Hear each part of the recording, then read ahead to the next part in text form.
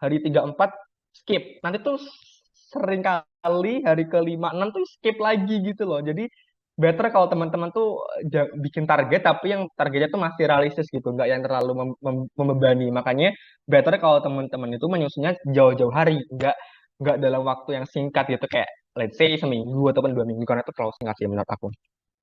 Oke, terus eh finalisasi ya teman-teman dan juga minta feedback ini paling penting menurut aku, dan ini yang bisa teman-teman cek ataupun kayak ini beberapa hal yang teman-teman bisa perhatiin.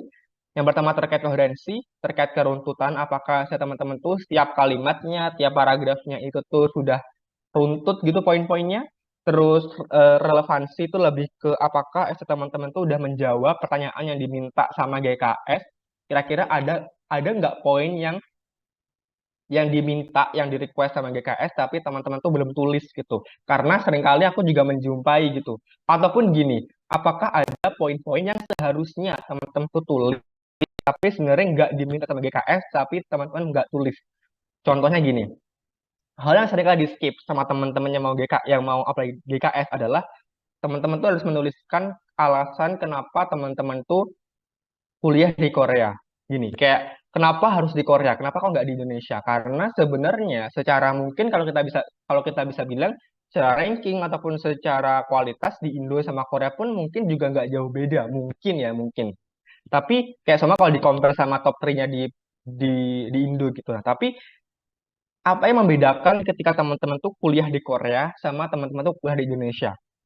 Pasti pasti akan berbeda, tapi teman-teman tuh harus menuliskan itu di essay teman-teman. Jadi nggak apa ya, menegaskan juga kalau teman-teman tuh kuliah di Korea ataupun memutuskan untuk kuliah di Korea tuh ada alasannya teman-teman. Jadi nggak sekedar oh aku tuh memang oh karena memang Korea tuh bagus secara saintek, secara science and technology, ataupun Korea bagus masalah ininya, masalah perfilmannya, ataupun bagus secara apa ya, secara food tech-nya. Jadi teman-teman akhirnya ke sana. Tapi beyond that, teman-teman tuh harus menuliskan juga apa perbedaannya dengan Indonesia gitu. Oh, ternyata di Indonesia tuh masih lag di bagian ini, masih kurang di bagian ini. Makanya aku ngambil studi ataupun mau lanjut lanjut studi di Korea. Jadi harus ada alasannya kenapa kok teman-teman tuh mau kuliah di Korea instead of di Indonesia gitu. Termasuk juga menjelaskan kenapa teman-teman tuh mau ngambil spesifik kampus itu. Kayak semua teman-teman tuh mau ngambil, tadi ada yang bilang mau di Daegu. Nah, kenapa teman-teman tuh mau ngambil di Daegu gitu.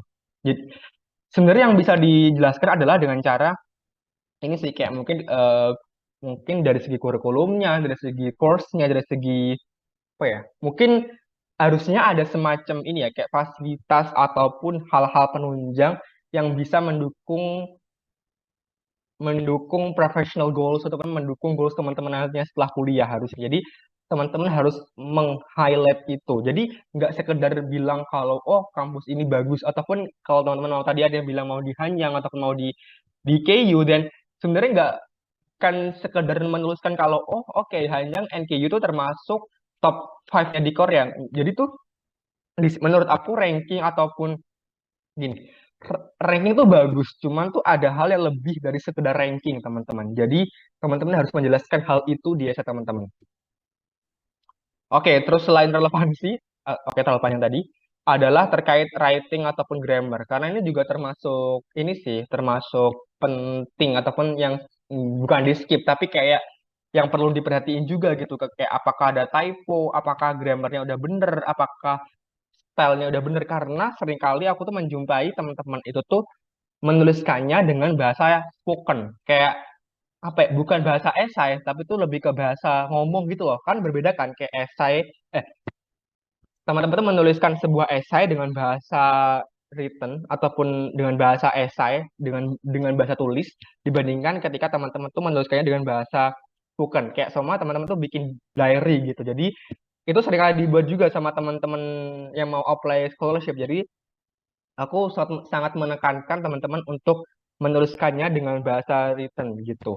Plus juga termasuk ini sih, kayak apakah diksi yang teman-teman pakai itu apakah monoton semua, apakah apakah bervariasi atau enggak, karena semakin bervariasi dan akan semakin bagus gitu. Jadi biar enggak monoton gitu, kayak pakai diksi ataupun pakai style yang sama gitu. Ataupun gini, seringkali yang aku perhatiin adalah terlalu banyak pakai I gitu, kayak I want, I will, I blah. Jadi kayak terlalu banyak I itu menurut aku juga nggak terlalu bagus tuh. Apalagi kalau di setiap paragraf tuh teman-teman tuh mulai dengan I semua. Itu menurut aku nggak bagus ya. Jadi teman-teman bisa bisa variasi teman-teman untuk nulis esai ini. Terus lanjut, oke, ini tuh for peace sebenarnya nggak akan aku jelasin sih. Ini terlalu umum sih menurut aku. Jadi ada ada beberapa hal yang teman-teman bisa perhatiin, bisa teman-teman apa ya, jangan lupa untuk tulis ataupun jangan teman-teman lupain ketika teman-teman nulis esai beasiswa adalah for peace, yaitu adalah passion for your subject, person, preparation, and place. Kayak semua untuk yang pertama adalah teman-teman tuh bisa menuliskan terkait teman-teman tuh interest di bagian mana, terus teman-teman tuh apakah punya kayak menunjukkan kalau teman-teman tuh beneran into banget sama major yang teman-teman tuh mau ambil nanti. Nah, kalau teman-teman mau ambil kimia dan teman-teman bisa jelasin kalau oh dulu tuh teman-teman tuh bagus banget loh di gini, kayak semua teman-teman tuh dulu ketika di SMA secara nilai bagus loh di kimia gitu. Ataupun kayak teman-teman pernah ikut kompetisi di kimia ataupun pernah ikut Olim, itu juga bisa ditulis.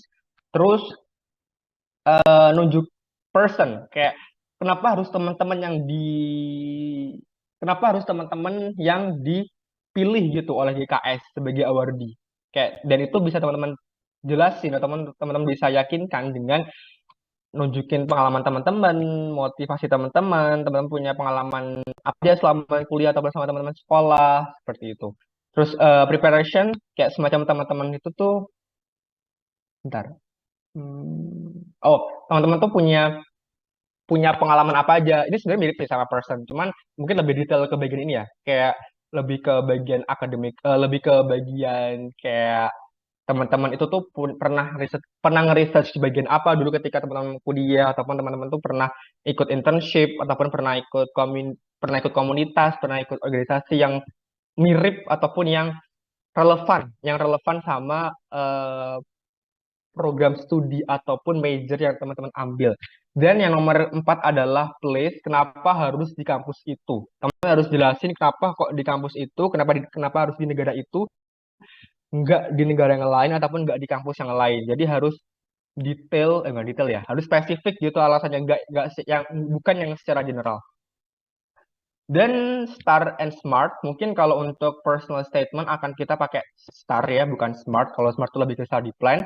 Star itu tuh situation, task, action, and result. Jadi setiap teman-teman itu menuliskan, gini, intinya adalah setiap teman-teman itu tuh menuliskan pengalaman teman-teman, teman-teman tuh nggak sekedar mention ataupun nggak sekedar menyebutkan kalau teman-teman itu tuh punya pengalaman terkait, tapi teman-teman juga harus mengelaborasinya dengan ngasih apa impactnya, entah itu impact untuk diri teman-teman maupun impact untuk orang lain. Contohnya adalah ketika teman-teman punya punya pengalaman organisasi, teman-teman tuh nggak cuma mention kalau oke, aku pernah jadi ketua OSIS di sekolah aku selama 2 tahun mungkin, 2 tahun berturut-turut gitu. Nah, teman-teman tuh nggak cukup kalau nggak cukup untuk sekedar nggak cukup kalau hanya untuk gimana sih, nggak cukup kalau hanya menyebutkan itu aja, tapi harus dielaborasi, harus dengan oh selama teman-teman di OSIS teman-teman itu tuh teman-teman tuh ngapain aja, mungkin teman-teman tuh execute more than 10 program mungkin selama setahun, ataupun teman-teman tuh bisa berkolaborasi sama beberapa sekolah yang lain. Terus nantinya dari program itu tuh apa impactnya? Contohnya adalah oh dari mungkin impact untuk diri teman-teman adalah teman-teman tuh jadi semakin punya ataupun semakin bisa untuk ataupun semakin punya time management, semakin punya skill negosiasi, punya skill public speaking. Terus kalau mungkin untuk orang lain adalah mungkin dari pengalaman OSIS itu teman-teman tuh bisa membantu ataupun bisa bisa ngasih pengetahuan, ngasih ngasih pengalaman ke, kan mungkin teman-teman tuh bikin program yang berkolaborasi sama sama suatu yayasan ataupun suatu platform, dan dengan program itu teman-teman di sekolah kamu itu akan ini punya banyak pengetahuan baru gitu di bidang itu. Jadi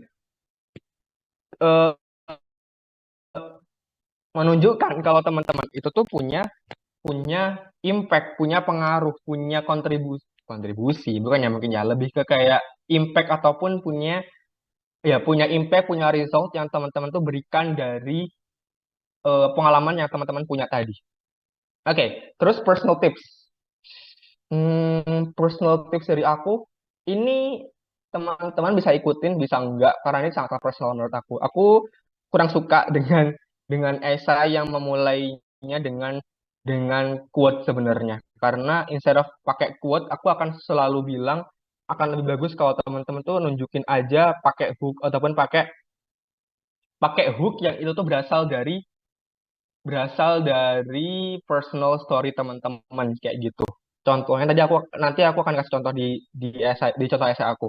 Tapi di sini tuh kalau gini, karena setiap orang, aku nggak tahu ya, semakin ke sini tuh banyak orang yang memulai essaynya dengan quote loh, karena dengan quote. Makanya aku cukup ini apa ya, cukup kurang suka gitu ketika aku dapat esai yang dia itu pakai quote. Tapi sebenarnya kalau quote-nya itu bagus dan relevan tuh juga nggak apa-apa. Tapi kalau quote-nya itu klise terus nggak yang nunjukin ataupun nggak nggak relevan sama teman-teman, dan menurut aku itu ini sih big no gitu. Terus juga yang nomor dua adalah terkait em, approach ataupun frase-frase seperti kayak since I was young I have always wanted to study abroad, karena at the end ketika teman-teman daftar GKS ya teman-teman tuh mau studi lanjut gitu, jadi teman-teman nggak perlu untuk menuliskan hal-hal yang sekiranya udah pasti ataupun yang udah mutlak gitu loh. Plus juga ini yang nomor dua adalah I'm coming from lower middle economy. Menurut aku seringkali beasiswa-beasiswa luar negeri ataupun beasiswa S2 mereka itu udah nggak lagi fokus ke ini ke finansial ataupun ke miskin kaya gitu, enggak. Jadi mereka lebih fokus ke kompetensi. Jadi instead of teman-teman tuh menuliskan kalau teman-teman tuh mungkin dari lower middle economy, dan menurut aku teman-teman itu akan lebih bagus kalau teman-teman coba teman-teman itu tuh fokus ke prestasi, ke pengalaman ketika teman sekolah, ketika teman-teman kuliah. Jadi lebih fokus ke prestasi, kompetensi, sama motivasi, bukan menjual kesedihan gitu. Karena mungkin kalau teman-teman kuliah di Indonesia, mungkin faktor ini cukup cukup penting. Kayak sama kan ada beasiswa KIP, ada beasiswa bidik misi. Tapi kalau untuk beasiswa luar negeri seringkali terkait apa ya, finansial condition tuh nggak nggak terlalu diperhatiin sih menurut aku. Jadi aku sih cukup menyarankan untuk tidak menuliskan hal ini ya di essay teman-teman nantinya. Oke, oke, ini aku coba breakdown essay yang aku pernah bikin. Yang pertama adalah oke, yang ini ya bagian kiri adalah prompts yang diminta sama GKS. Jadi aku akan coba ngasih tahu teman-teman kayak oke, poin-poin ini tuh dijawab, poin-poin ini tuh dijawab dengan kalimat ini ataupun dengan paragraf ini kayak gitu. Terus yang di bagian kanan di sini aku akan jelasin beberapa hal yang kita bisa pelajarin dari esai yang aku pernah bikin. Yang pertama adalah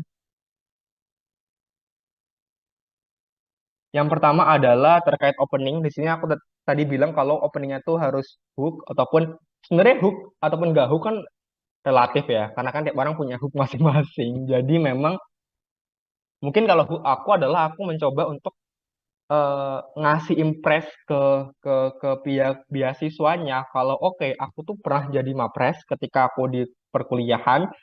Terus aku dari mapres itu tuh aku ngerasa kayak punya semacam apa ya, kayak tanggung jawab gitu loh untuk lebih lebih ngasih kontribut ke masyarakat ataupun lebih ke ya gitu lah intinya. Karena ketika jadi mapres itu tuh ada ininya mungkin agak pressure gitu juga. Jadi makanya aku mencoba menghighlight itu, dan dan value itu ataupun hal itu tuh mirip sama ketika kita itu mau S2, karena ketika S2 itu tuh nggak sekedar ngelihat titel, nggak sekedar mengejar titel, tapi ada juga eh, tanggung jawab untuk bisa contribute. Makanya di sini aku bilang kalau setelah aku pernah exchange ke Korea, setelah aku exchange ke Korea semester lalu, which is itu tahun 2022, dan juga aku ngelihat gimana keluarga aku itu tuh suffering dari cancer.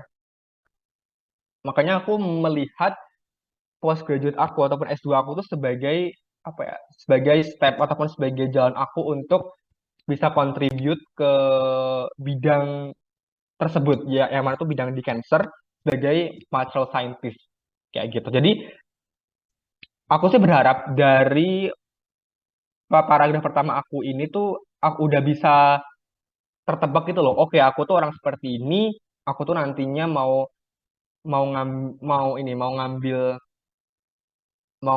program apa ataupun mau mau jadi seperti apa gitu di masa depan. Jadi gitu sih aku berharap dari first dari first paragraph aku udah bisa ngasih impress ke ininya ke pihak beasiswanya, karena aku nggak tahu sih kayak para admission itu apakah admission team itu akan membaca seluruh essay kita, tapi yang aku bisa ya yang aku bisa tekankan di sini adalah teman-teman tuh harus bisa ngasih branding, ngasih first impression yang bagus di essay teman-teman. Makanya nul paragraf pertama itu sangat-sangat penting. Makanya aku sangat menekankan teman-teman untuk bikin hook ketika teman-teman tuh menuliskan essay teman-teman. Terus yang kedua, yang paragraf kedua adalah terkait educational background. Di sini aku jelasin kalau eh, aku nggak cuma menjelaskan kalau aku tuh kuliah ataupun belajar S1 di UGM, tapi aku menjelaskan kalau oke, aku selama kuliah aku pernah jadi asisten dosen. Terus dan di sini aku jelasin kalau pengalaman itu bisa mengimprove teaching skills aku dan juga time management. Terus juga yang tadi aku bilang kalau ketika teman-teman itu tuh menuliskan ataupun membahas educational background, dan teman-teman ini harus juga menjelaskan kalau teman-teman tuh punya such prior knowledge ataupun understanding gitu di bidang itu, yang mana tuh menegaskan kalau teman-teman ini nantinya nggak akan start dari awal banget gitu loh. Contohnya, di sini aku menjelaskan kalau em, sebagai anak fisika yang mau ke material, mungkin mirip, tapi aku gini, mungkin masih relevan. Tapi di sini aku coba highlight kalau selama di perkuliahan aku tuh punya fundamental loh di material scientist seperti ini, seperti matkul solid state physics, thermodynamics dan sebagainya. Jadi ada beberapa matkul yang aku highlight di sini untuk menegaskan kalau aku ini tuh punya such a prior knowledge ataupun apa ya, course yang aku bisa bisa yakinkan ke mereka kalau aku tuh cukup outstanding di bidang itu. Plus juga aku bilang kalau aku tuh selain knowledge, aku juga punya skills mungkin dibuktikan dengan praktikum gitu. Karena aku anak saintek, jadi mungkin yang aku bisa tawarin adalah terkait praktikum. Di sini lebih ke aku tuh punya banyak praktikum, di antaranya kayak pernah praktikum di bidang di material, di computational, di instrumentasi dan sebagainya. Jadi ada banyak hal yang bisa. Jadi di sini aku menekankan kalau aku tuh apa ya, bagus, outstanding di bidang theoretical maupun di praktikal gitu. Jadi intinya adalah ketika teman-teman menuliskan ataupun membahas, menjelaskan terkait educational background, intinya adalah teman-teman itu tuh teman-teman tuh bagus secara skill and knowledge ataupun teman-teman tuh punya teman-teman tuh bagus secara theoretical maupun praktikal. Itu yang paling itu keyword yang harus ada di bagian ini menurut aku. Terus lanjut ke bagian organisasi. Cukup panjang sebenarnya, tapi di sini yang paling aku highlight adalah aku di bagian ini adalah harus ada STAR metodenya. Jadi kayak sama di sini aku pernah bikin bikin platform gitu namanya Serap Indonesia, yang mana itu semacam kayak komunitas, enggak ada, itu platform gitu kayak yang ngasih free mentorship, mungkin mirip-mirip sama kayak Scholars Indo, tapi lebih fokus ke kompetisi. Jadi kayak kita dulu waktu awal pandemi itu kayak bikin kelas-kelas kayak gitu untuk esai ilmiah, untuk KTI, untuk business plan ya gitu. Dan karena dulu pandemi, jadi tuh cukup banyak orang yang join gitu loh ke kelas kita, kayak sampai 1.000 orang kayak gitu. Plus juga aku pernah ikut kayak semacam summer course di NUS kayak, dan kita ini apa namanya kayak menawarkan suatu platform kayak apa ya, apps gitu sih, mungkin kayak apps gitu namanya Treasure. Terus aku bilang kalau sebagai ataupun sebagai founder ataupun sebagai yang mengeksekut itu tuh cukup membuat aku tuh learning learn banyak hal gitu loh. Contohnya kayak dari segi komunikasi, presentasi, critical thinking mungkin, terus juga problem solving dan sebagainya. Jadi ada hal yang kita pelajarin dari setiap pengalaman yang kita tuliskan di esai kita gitu. Terus di sini aku jelasin terkait gap knowledge ataupun kayak motivasi, tapi aku mulai dengan pengalaman aku research. Jadi aku pernah research jadi aku aku basicnya adalah anak kompetisi teman-teman. Jadi aku anak yang pernah ikut banyak kompetisi menulis. Jadi di sini aku jelasin kalau aku tuh pernah nulis banyak kompetisi, pernah nulis banyak esai untuk kompetisi. Terus muaranya adalah ketika skripsi gitu. Yang mana skripsi aku tuh cukup sebagai turning point aku karena membuat aku tuh belajar ataupun membuat aku tuh apa ya ngerasa aku tuh cukup lack knowledge di bidang tersebut. Makanya aku setelah skripsi setelah skripsi itu aku ngerasa kayak aku tuh pengen belajar lebih lanjut gitu terkait terkait biomedical material sih. Jadi sebenarnya fokusku tuh di biomedical material. Makanya dari skripsi aku itu tuh aku ngerasa oh aku tuh mau lebih kulik lagi belajar di biomedical material khususnya di bagian biologinya dengan em, ngambil master di sini kayak gitu. Terus ini aku highlight, aku jelasin terkait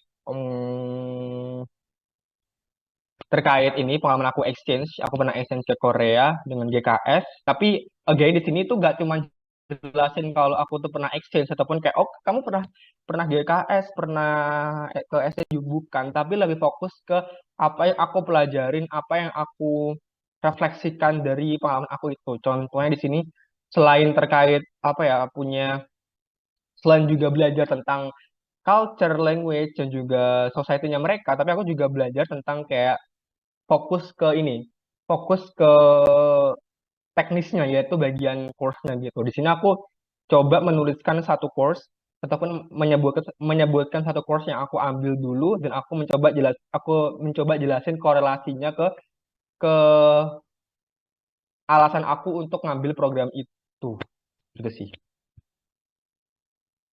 Oke, terus di sini aku jelasin terkait em, apa bedanya di Indonesia ataupun kayak apa condition gap, apa gap yang terjadi di Indonesia yang nantinya ataupun yang akhirnya membuat aku tuh apply ke Korea. Di sini aku bilang kalau eh, ini setelah aku research, jadi teman-teman nggak boleh sekedar mention aja, tapi harus nge-research, maksudnya kayak harus memastikan kalau info yang teman-teman tulis itu benar. Kayak contohnya di sini adalah aku bilang kalau cancer immunotherapy itu cukup limited di Indonesia karena memang bener limited gitu loh. Makanya akan selalu bagus kalau aku mau belajar imunoterapi itu di Korea kayak gitu karena mereka cukup masif ataupun cukup udah berkembang gitu untuk researchnya.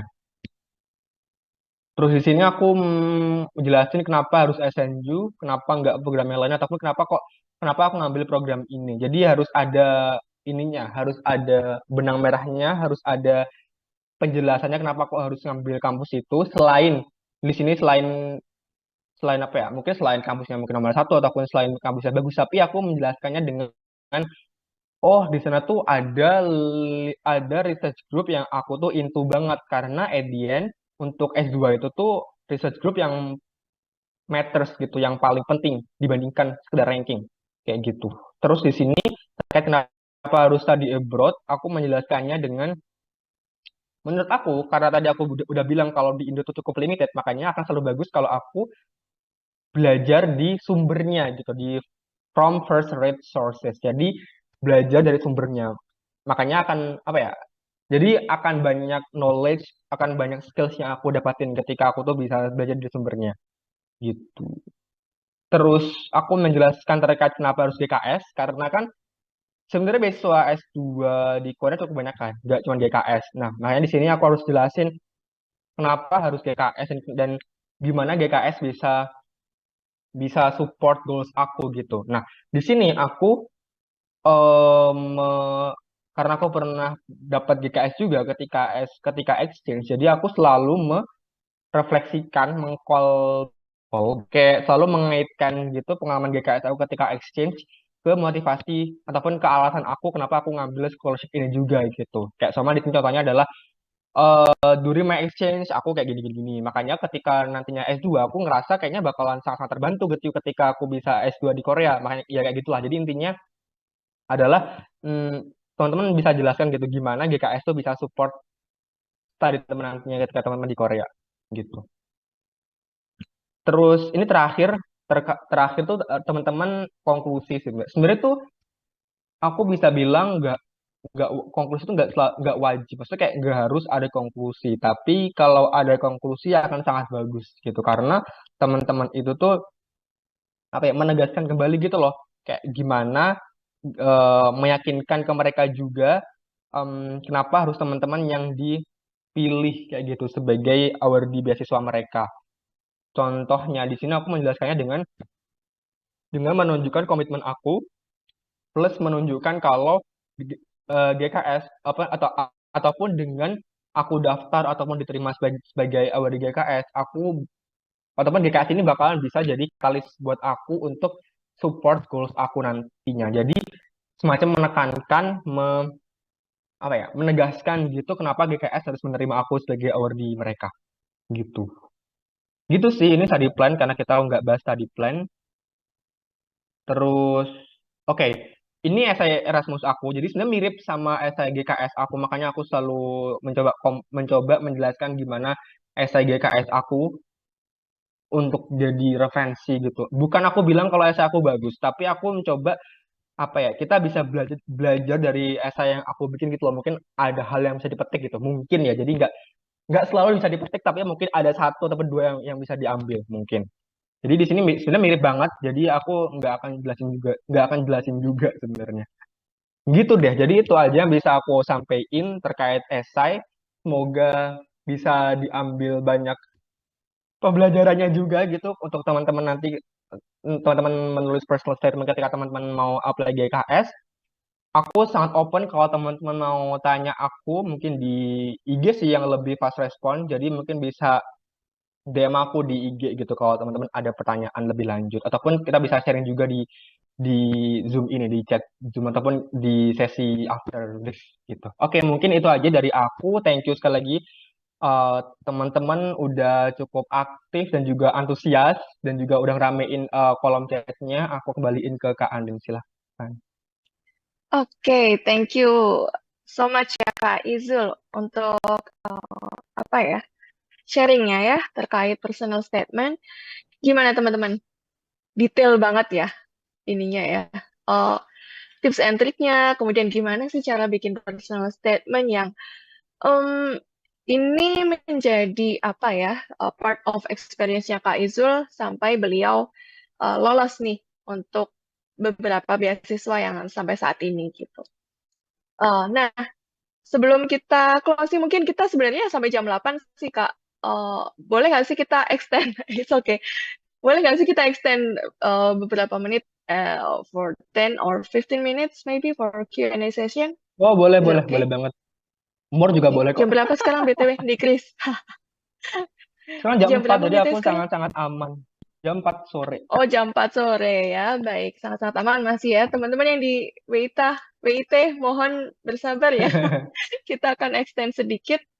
Sekarang masih jam 8, jam 9, jam 10 ya mungkin kalau di WIT. Oke, buat teman-teman yang mungkin ada pertanyaan, boleh silahkan raise your hand.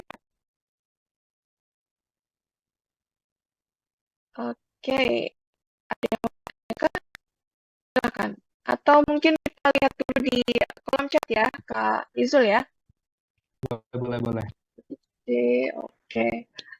Oke, dari Kak Nabila nih yang nanya ya. Pengenalan diri di awal paragraf itu perlu, Kak? Apakah perlu dan menjelaskan mengenai alasan memilih GKS? Itu di paragraf kan tadi explanation-nya di middle ya. Oke, Oke. Boleh silakan oke, mungkin oke, oke. dijawab dulu. Nabila udah bertanya juga terkait pengenalan diri, aku sih ini mungkin tipikal orang yang kurang suka kalau kayak jelasin kalau my name is gitu di IC gitu karena kita kan juga udah jelasin apalagi kita kan juga udah mention nama kita kan di form. Jadi menurut aku yo, kayaknya nggak perlu untuk menjelaskan nama gitu di esai teman-teman gitu sih. Terus untuk alasan milih GKS mungkin kalau aku seringkali aku akan tulis di agak akhir di middle gitu, nggak yang di awal karena di esai yang aku bikin ataupun yang seringkali aku saranin ke teman-teman itu adalah ini fokus dulu ke prior experience dulu sebelum teman-teman tuh menuliskan terkait motivasi ataupun sebelum teman-teman itu tuh jelasin motivasi teman-teman untuk apply GKS-nya gitu. Jadi jelasin dulu current state-nya, setelah itu jelasin dulu motivasinya gitu. Jadi biar cukup runtut, cukup bisa dipahamin sama orang lain juga, sama passion juga gitu. Oke, baik. Intinya korelasi ya, koherensi, terus Hmm. keterkaitan antara satu poin dengan poin yang lain. Gitu. Oke, pertanyaan selanjutnya, bagaimana bahasa essay itu biar nggak termasuk ke bahasa spoken? Wow. Itu cukup ini sih, cukup jam terbang juga. Maksud aku tuh mungkin kalau teman-teman um, nggak bisa ini, belum bisa mungkin bisa ikut kayak ikut kelas IC ataupun bisa minta feedback sih karena aku pun juga nggak tahu gitu kayak gimana caranya biar nggak spuken karena at the end kalau aku sendiri ketika nulis esai itu akan secara otomatis nggak akan pakai bahasa spoken gitu karena gini-gini kalau teman-teman tadi bisa cek contoh esai aku itu tuh kayak lebih ke apa ya narasinya tuh bukan narasi-narasi yang kayak orang ngomong gitu loh enggak sih kayak skrip ngomong gitu bukan jadi lebih ke beneran essay gitu bukan bukan jadi spoken tuh kayak kalau teman-teman tuh semacam skrip ngomong gitu loh makanya akan ketahuan kalau teman-teman tuh menuliskannya pakai bahasa spoken sama bahasa written gitu jadi nggak ada tips khusus tapi mungkin lebih ke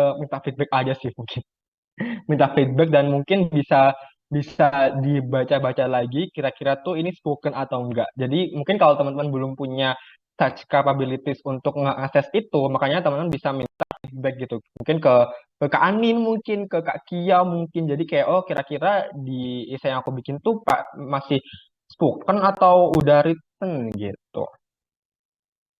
Nah, oke. Gitu ya. Jadi Kak, siapa tadi yang nanya? Sorry. Oh, sih. Ya, dari Kak Herwina ya. Jadi mungkin pentingnya proofread setelah kita bikin esai ya. Oke. Kemudian selanjutnya ada lagi untuk Alia ya, bikin esai pakai bahasa Korea boleh nggak sih? Harusnya Gitu. boleh sih, setahu aku untuk personal statement tuh boleh bahasa Korea. Tapi kalau teman-teman pakai bahasa Korea, siapa yang akan memproofread? Yang teman-teman, mesti kayak siapa yang akan ngasih feedback ke teman-teman? Karena kan mungkin cukup terbatas ya orang yang bisa ngasih feedback kayak gitu. Dan eh kayaknya ya gitu deh. Jadi ya, mungkin kalau jawabannya sih boleh, tapi mungkin akan cukup kesulitan bagi yang nge-feedback, yang ngasih feedback dan juga ngasih review ke saya teman-teman. Gitu. Gitu ya. Jadi apalagi spoken language tadi ya Kak ya, karena bahasa Korea kan juga ada spoken language sama writing Hmm, language juga ya. Nah itu perlu dipertimbangkan. Kecuali memang skill bahasa Koreanya udah level 6 ya sih benar. nggak masalah.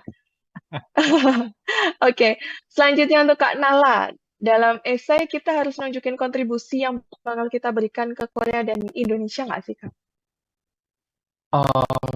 Jujur aku bingung kalau cerita tentang ini. Cuman untuk konteksnya S2 seringkali itu memang akan lebih bagus kalau ada itu juga gitu loh. Nggak harus something yang big gitu, kayak semama membangun negara, nggak kayak gitu. Mungkin lebih ke kayak research collaboration gitu. Menurut aku juga sudah menunjukin kontribusi sih menurut aku. Jadi ya mungkin dilihat dari sekecil, dimulai dari hal kecil aja nggak apa-apa sih menurut aku kayak research collaboration gitu-gitu mungkin. Atau hmm, tapi karena di interview GKS, terutama di GKSG, di embassy itu selalu akan ditanya terkait kontribusi kita di Korea maupun di Indonesia gitu. Seingat aku kayak gitu sih teman-teman yang dulu pernah ikut interview di GKSG embassy. Jadi makanya Um, dan itu pun juga akan bagus ataupun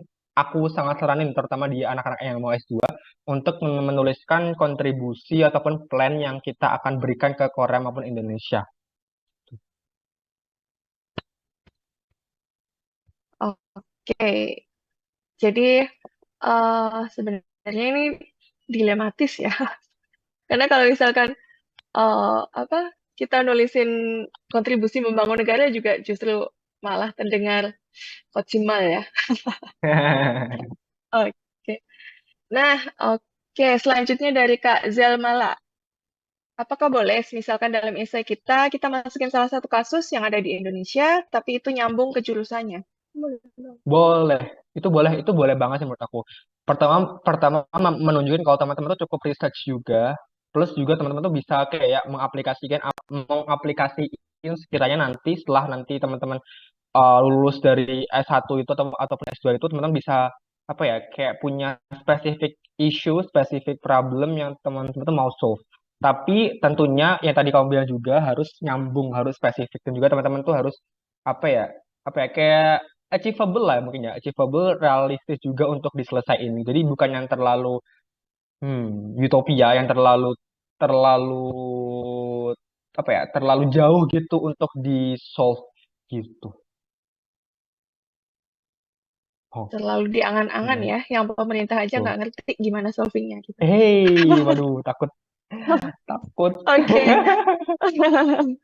Ada lagi mungkin pertanyaan yang lain, teman-teman? Atau mungkin yang mau langsung interaksi nih sama Kak Izul? Boleh resen ya.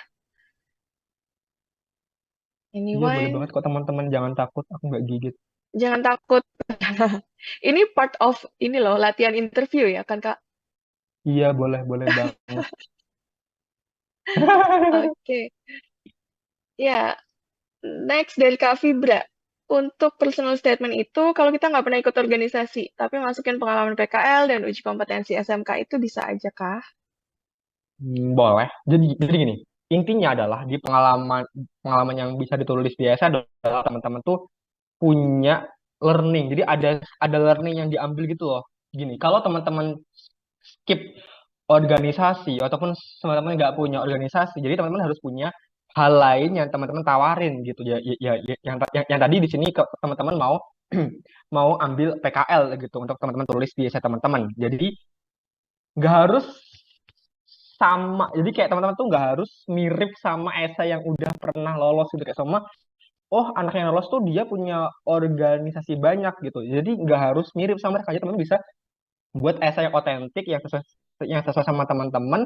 Teman-teman coba gali dari pengalaman yang teman-teman punya juga, dan teman-teman tuh outstanding dengan cara teman-teman kayak gitu, yang mana teman-teman menuliskannya ataupun menjelaskannya dengan pengalaman PKL ataupun uji kompetensi SMK mungkin, yang mana itu mungkin punya banyak result, punya banyak impact untuk teman-teman saat itu kayak gitu. Kalau memang benar nggak ada, ya nggak ada pengalaman organisasi ya, karena kan kita juga nggak bisa paksain kan tiap orang untuk punya pengalaman kompetisi, pengalaman organisasi, pengalaman volunteer gitu. Ataupun kalau teman-teman masih punya waktu ya teman-teman bisa ini sih, bisa meng-create pengalaman itu. Kan teman-teman masih punya 2 bulanan, kayaknya 2 bulan untuk ini kan, untuk apply GKS, ya kurang lebih 2 bulan. Jadi teman-teman bisa meng-create gitu kalau teman-teman itu ternyata sampai sekarang belum punya pengalaman organisasi. Jadi ya itu sih yang bisa aku tawarin. Jadi bisa aja teman-teman tulis. Pokoknya selama teman-teman itu ada learningnya, ada yang bisa dibahas dan juga outstanding menurut teman-teman, silakan teman-teman tulis, teman-teman elaborasi deh teman-teman. Gitu. Nah, gitu ya. Yang penting yang ada adding value-nya ke kita ya. Silahkan Mhm. bisa dicantumkan di personal statement. Oke, selanjutnya dari Kak Irma nih, di luar topik personal statement ya Kak. Karena di kan yang ditanyakan sama Kak, siapa tadi lupa, Kak Irma itu terkait GPA dan CGPA yang ada di form. Mhm. Oke, ya masih Wow, ingat nggak gimana sih cara ngitungnya? bentar, bentar. Tapi di kelasnya Scholars Indo ini ada fokus ke bagian berkas atau enggak, Kak? Kayak yang bahas transkrip gitu. Mungkin ada atau enggak ada? yang Oke, topiknya. dari kakak-kakak panitia, sorry. Mungkin yang ngerti Sorry rundownnya nih nih. aku. Kaki ya mungkin. Ada topik yang bahas terkait pengisian form nggak sih? Karena kan itu masuk di topik pengisian form ya, mungkin. Kalau nggak, mungkin bisa di-spill Kak Izul Oke dikit ya, deh. terkait Jujur GPA, kan ini CGPA. cukup teknis kan. Aku nggak bisa jelasin secara secara ini, secara kayak nunjukin gitu. Tapi GPA tuh kayak gini deh. Rata-rata lah mungkin. Kayak rata-rata nilai teman-teman di satu. Terus si GPA itu rata-rata di semua semesternya. Di gimana sih jelasinnya? Kayak sama di semester satu teman-teman punya GPA let's say 9 90 gitu. Terus di semester 2 punya GPA 92. Jadi teman-teman tuh kayak nanti si GPA atau kumulatifnya itu adalah me, ini merata-rata dari nilai-nilai ke 6 semester itu. Setahu kayak gitu sih. Jadi intinya tuh lebih ke rata-rata nilai sih menurut aku kayak gitu. Karena kayaknya kalau di SMA kan nggak ada kredit atau SKS ya. Kan, setahu aku. Nah, kalau untuk S2 kan ada SKS-nya, ada perhitungan GPS. Jadi mungkin berbeda. Cuman kalau untuk SMA mungkin lebih ke rata-rata aja sih. Mungkin nilai bisa pakai rentang 1 sampai 100 gitu. Karena kan lebih common ya untuk anak SMA. Gitu sih. Jadi aku bingung kalau kamu gak ada ngasih contoh gitu kayak berapa berapa nilai-nilai yang kamu punya gitu. Karena kalau cuman ditanya tentang gimana cara ngitung, then ya susah gitu untuk aku jelasin. Oke, ya nggak masalah Kak. Yang penting udah ke-spill ya Kak Irma ya. Intinya GPA dan CGPA itu rata-rata. Kalau yang masih SMA itu rata-rata. Kalau yang rata-rata nilai tiap semester ya. Kalau yang masih kuliah ya tiap semester IP-nya berapa. Kemudian si GPA yang IPK, Indeks Prestasi Kumulatif. Oke, selanjutnya oke ada ya. Nanti akan lebih lanjut dibahas di materi yang tentang pengisian formulir. Nah, oke. Baik dari karena masukin kita capai di kuliah nanti itu bagus nggak? Maksudnya nanti di Korea pengen dapat IPK berapa gitu ya? Itu dicantumin di personal statement, oh nggak sih Kak? Atau bagus atau enggak? Sebaiknya Oke. gimana? Kayaknya kalau IPK bukan di personal statement sih, harusnya di study plan ya, karena itu lebih ke planning kan nanti ketika di Korea, ketika studi. Jadi aku sih bisa bilang boleh, boleh gitu, selama itu achievable ataupun selama itu tuh teman-teman bisa jelasin kalau gini. Jadi nggak cuma mention sama IPK, nggak cuma mention IPK, tapi juga nggak cuma mention IPK-nya, tapi juga harus mention gimana step-nya gitu, gimana caranya kayak sama oh teman-teman tuh akan maintain dengan cara bla bla bla bla gitu. Jadi nggak cuma mention tapi harus ada elaborasi cara teman-teman tuh nantinya gimana untuk meraih itu. Nah, terus terkait ini dan kalau boleh tahu penilaian IPK di Indo sama Korea itu sama atau beda? Tahu aku kalau di Indo kan memang rentang 4 ya, 1 sampai 4. Nah, kalau di Korea itu dulu aku ketika SN tuh maksimal 4,3. Jadi memang beda-beda sih, Mas. Jadi teman-teman bisa cek di kurikulum kampus yang teman-teman mau ambil nantinya. Tapi saya tahu aku memang yang common tuh 4,3 sih maksimalnya. Oke, jadi nanti begitu ya Kak, siapa? Sorry, Kak Nabila. Eh, mungkin akan lebih pas dicantumkan di study plan, tapi kembali lagi harus yang achievable dan kamu harus eh, mention juga nih usaha kamu nantinya seperti apa untuk bisa achieve target GPA kamu itu. Oke, ada lagi pertanyaan yang lain mungkin teman-teman? Kalau nggak ada, kita akan tutup sesinya hari ini. Gimana? Masih ada yang mau ditanyakan lagi ke Kaizul atau aduh nggak enak nih tanya di sini mungkin bisa DM aja sama Kaizul boleh Boleh, ya boleh, Kaizul boleh. ya? Silakan, silakan. Oke. Oke, jadi kalau udah nggak ada pertanyaan lagi, udah teman-teman sudah merasa cukup untuk materi personal statement ini untuk sesi dengan Kak Izul. Saya cukup di sini.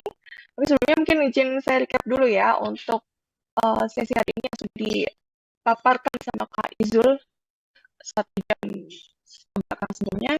Jadi pentingnya nulis personal statement itu kita harus research dulu, harus research terkait unit dan program yang pengen kita pelajari di mana, otomatis researchnya harus di official website si unit tersebut ya, jangan randomly kemana-mana. Gitu. Jadi jangan asal pilih juga, oh asal keterima di Korea deh, asal belajar di Korea.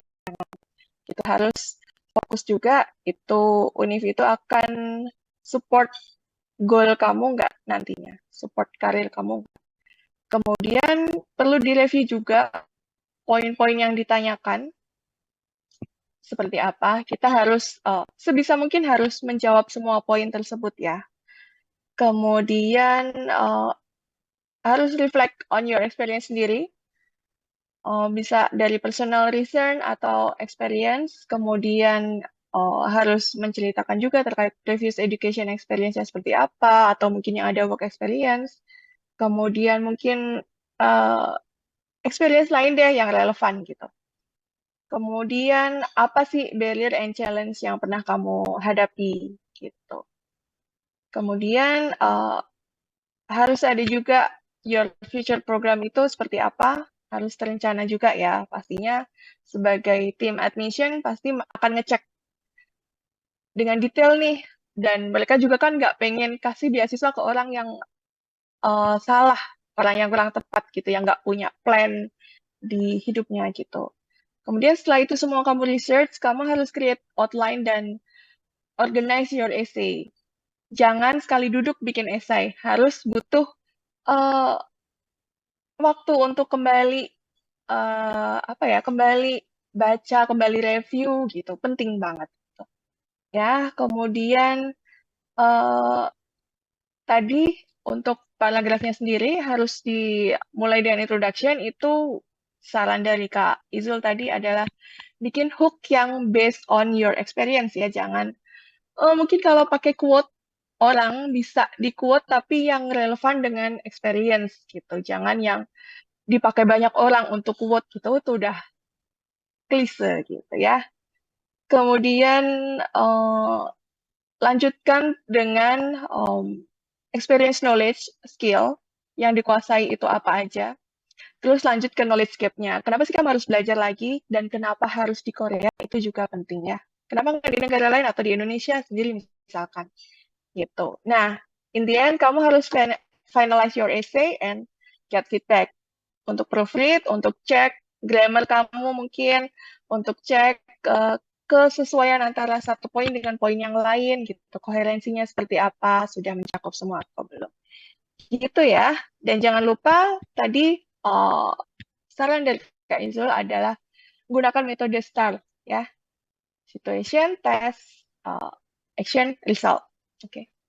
Oke, gitu aja menurut yang bisa disampaikan sama Kak Izul dan yang bisa saya recap.